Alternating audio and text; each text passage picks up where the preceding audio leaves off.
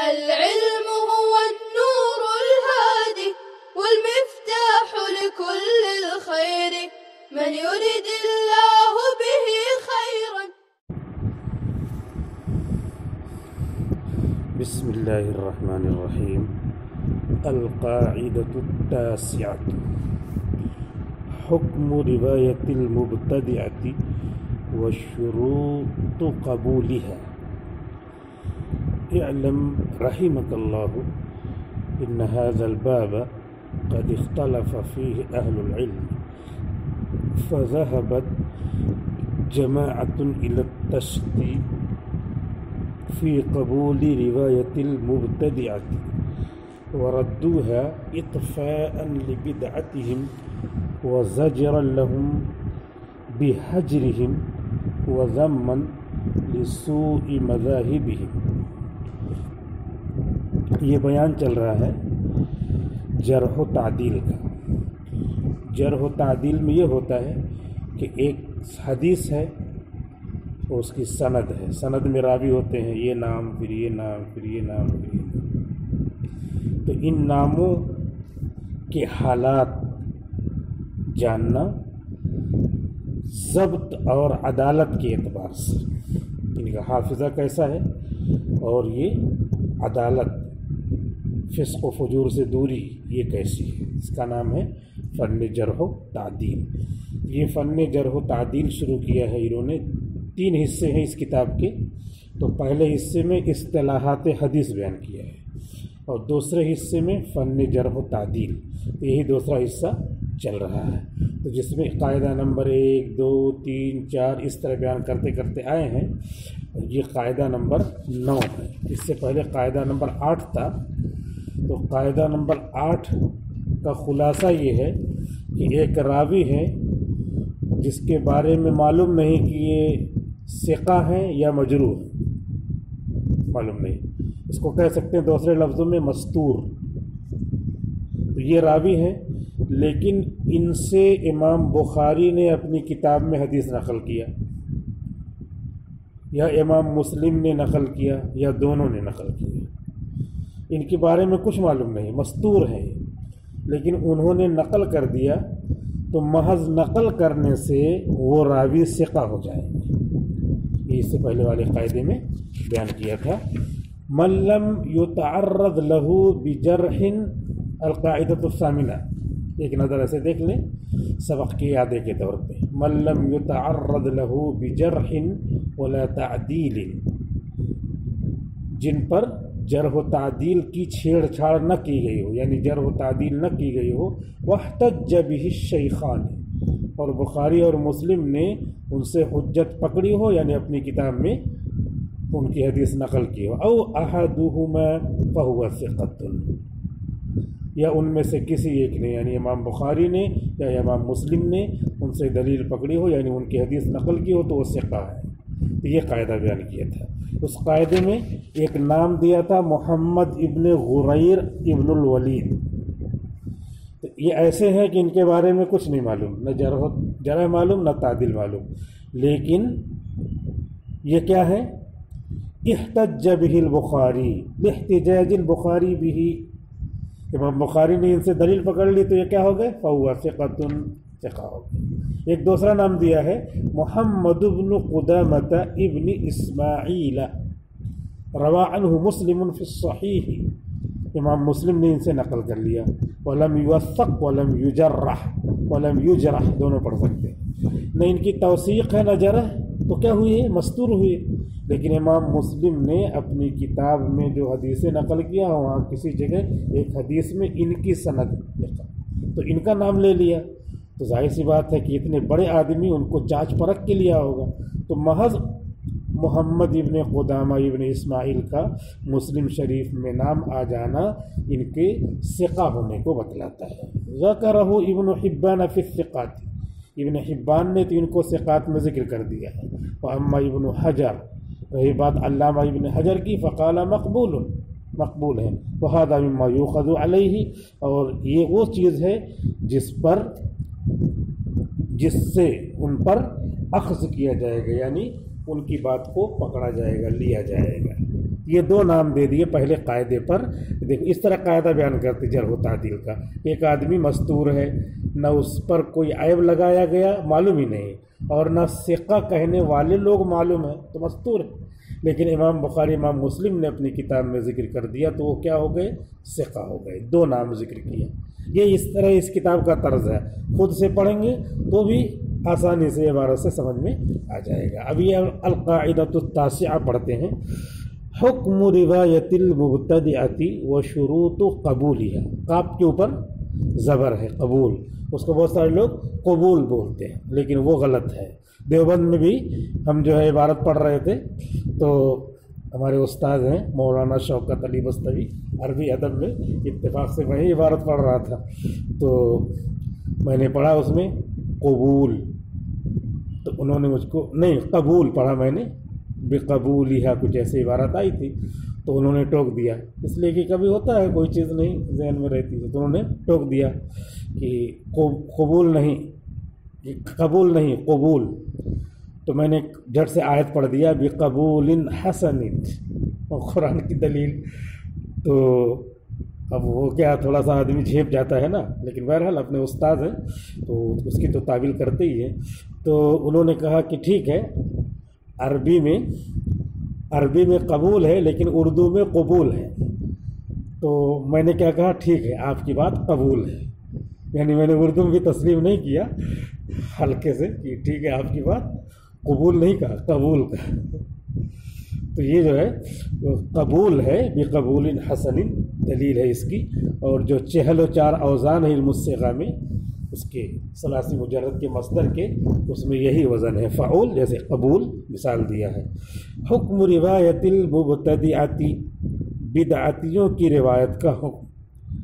اور وشروط قبولہا، اور اس کی روایت کو قبول کرنے کی شرطیں.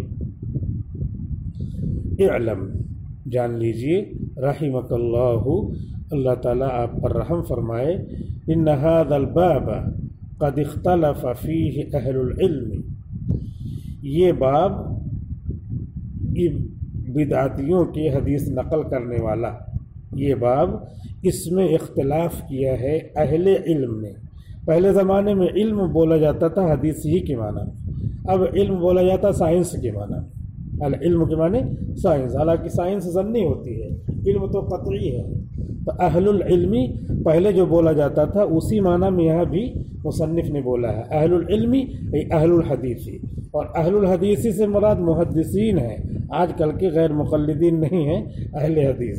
واختلف فیہ اہل العلم، اور اس سلسلے میں اختلاف کیا ہے محدثین نے، اس سلسلے میں اختلاف کیا ہے محدثین نے.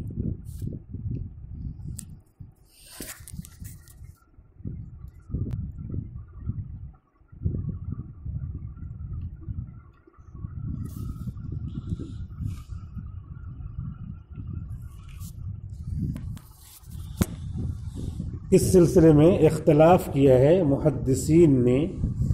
فذهبت جماعت الى التشدید، تو ایک جماعت تنوین عوض ہے، جماعت المحدثین، محدثین کی ایک جماعت. ذهبت جماعت، کوئی بھی جماعت نہیں، سیاسی پارٹی کی جماعت ہو یا کہیں بھی جو ہے لوگوں نے گروپ بنا لیا اس کی جماعت ہو، نہیں، جس فن میں گفتگو چلتی ہے اسی فن کی جماعت. اور یہ تنوین اسی لیے تنوین عوض مانیں گے. فذهبت جماعت المحدثین، اور تنوین اس لیے لائے تاکہ پتہ چلے ایک جماعت، یعنی نکرہ کے ذریعے ایک کی طرف اشارہ ہو. فذهبت جماعت، تو ایک جماعت محدثین کی گئی ہے الی التشدید، سختی برتنے کی طرف، فی قبول روایت المبتدعۃ. الجماعت المبتدعہ، المبتدعہ صفت ہے، الجماعت موصوف پوشیدہ ہے. تو بدعتیوں کی جماعت کی روایت کے قبول کرنے میں، بدعتی ہیں انہوں نے جو ہے دین میں کمی بھی کیا ہے، زیادتی بھی کیا ہے. ملا علی قاری رحمۃ اللہ علیہ فرماتے ہیں کہ کمی بھی کرنا بدعتی کی علامت ہے، زیادتی بھی کرنا، افراط اور تفریط دونوں کرنے والے کو بدعتی کہا جاتا ہے۔ حتیٰ کہ ملا علی قاری رحمۃ اللہ علیہ اپنے زمانے کے وہ تھے مجدد فی الحنفیہ، مجدد تھے، انہوں نے فرمایا کہ جو چیز جس مقام پر ہے اسے آگے پیچھے رکھنا بھی بدعت ہے۔ مثلا کوئی چیز سنت مؤکدہ ہے، اس کو واجب کے درجے میں کر دیا تو یہ بھی بدعت ہے۔ سنت مؤکدہ ہے، اس کو سنت غیر مؤکدہ کے درجے میں جو درجہ ہے شریعت کی طرف سے، اور فقہا نے نقلاً بعد نقل اور نسلاً بعد نسل نقل کرتے کرتے اس کو ایک درجہ دے دیا ہے، تواتر ہو گیا ہے، عملی تواتر، تو اس کو نیچے کرنا بھی بدعت ہے، اوپر کرنا بھی بدعت ہے۔ سنت مؤکدہ کو واجب بنانا اور سنت مؤکدہ کو غیر مؤکدہ بنانا دونوں بدعت ہے۔ تو یہ جو ہے ایسے لوگ بدعتی جو محدثین میں آتے ہیں ان کے بارے میں کیا فرماتے ہیں؟ ذہبت جماعت، ایک جماعت محدثین کی گئی ہے الی تشدید، سختی برتنے کی طرف، فی قبول روایت المبتدعتی، بدعتیوں کی روایت کی قبول کرنے میں۔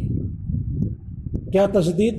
نہیں قبول کیا گیا، بالکل نہیں قبول کی جائے گی ان کی حدیث۔ وردوها، اور اس روایت کو رد کر دیا ہے، اطفاء لبدعتہم، دلیل بھی دیکھیے کتنی اچھی ہے، ان کی بدعت کا چراغ گل کرنے کے لیے۔ اطفا یطفی، اطفاء مانے بجھانا، بدعت کو بجھانے کے لیے، چراغ کو گل کرنے کے لیے، اطفاء لبدعتہم، ان کی بدعت کو ختم کرنے کے لیے، یہ بھی ترجمہ کر سکتے ہیں تھوڑا سا محاوری انداز میں۔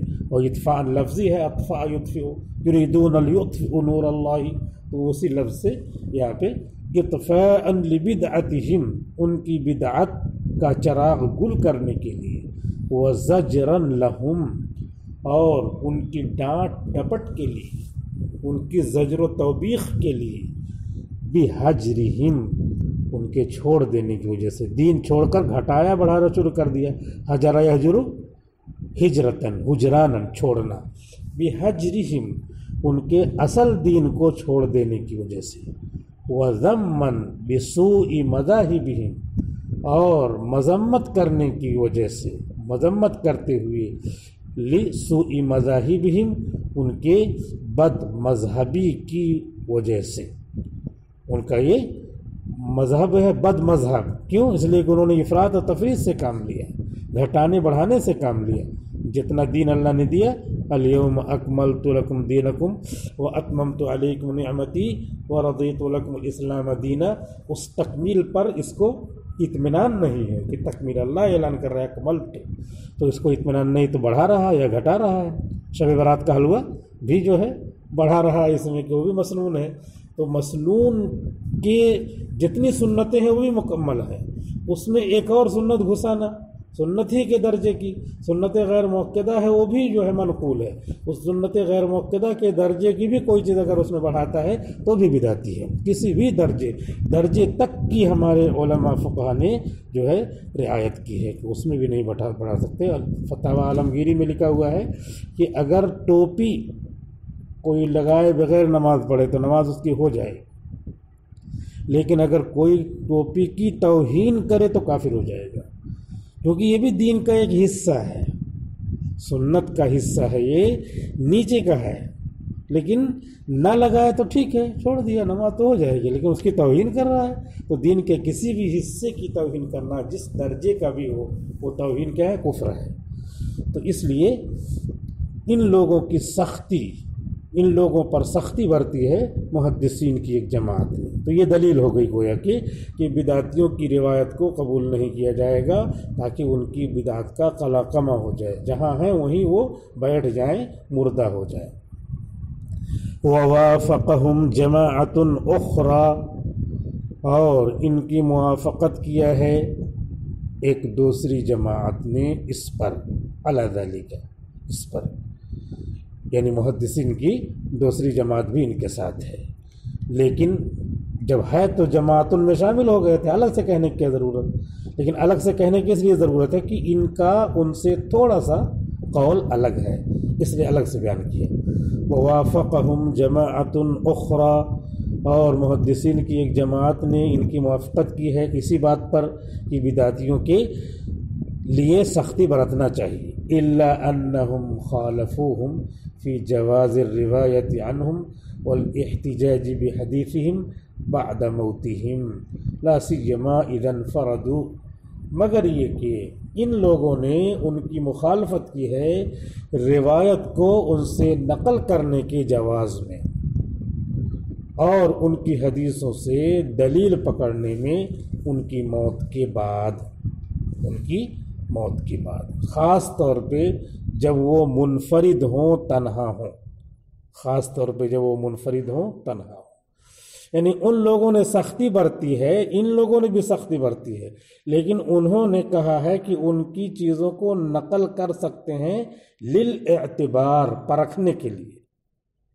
جیسے بہت سارے سامان ہیں، یہ بتا دیا یہ لسٹ ہے اور یہ لسٹ ہے، ان چیزوں کو مریض کھا سکتا ہے، ان کو نہیں کھا سکتا، تو ان نہ کھانے والی ممنوعات کو بھی ذکر کیا تاکہ سامنے رہے، دیکھو یہ نہیں کھانا ہے۔ تو ایسے بدعتی کی حدیثوں کو نقل کرنا اس لیے ہے تاکہ جان لو، دیکھو یہ سب بدعتی کی حدیث ہے، اس کو نہیں عمل کرنا، تو وہ جماعت اس نے نقل کرنے کو جائز قرار دیا ہے۔ لیکن انہوں نے خالفوہم فی جواز الروایہ، انہوں نے تو بالکل کہا ہے ان سے نقل کرنا بھی جائز نہیں، ان کی بات ذکر کرنا بھی جائز نہیں ہے، کتاب میں لکھنا بھی جائز نہیں ہے۔ والاحتجاج بحدیثہم بعد موتہم، ان کی موت کے بعد، کیونکہ اب ان کی بدعت پکی ہو گئی موت پر۔ موت سے پہلے تو یہ ممکن تھا کہ ان سے جا کے ملاقات کر لیتے، ان سے ذکر کر لیتے کہ آپ کا یہ مسلک ہے اور بدعت تو شریعت میں بہت ہی زیادہ گھناؤنی حرکت ہے، تو ہو سکتا وہ توبہ کر لیتے، لیکن توبہ اب ممکن نہیں ہے، موت ہو گئی ہے، اس لیے ان کی حدیثوں سے حجت پکڑنا اور ان کی روایت کو نقل کر کے کتابوں میں لکھنا کیا ہے، جائز نہیں ہے۔ ان سے انہوں نے اختلاف کیا، اسی لیے جماعت کہہ کے الگ سے بیان کیا۔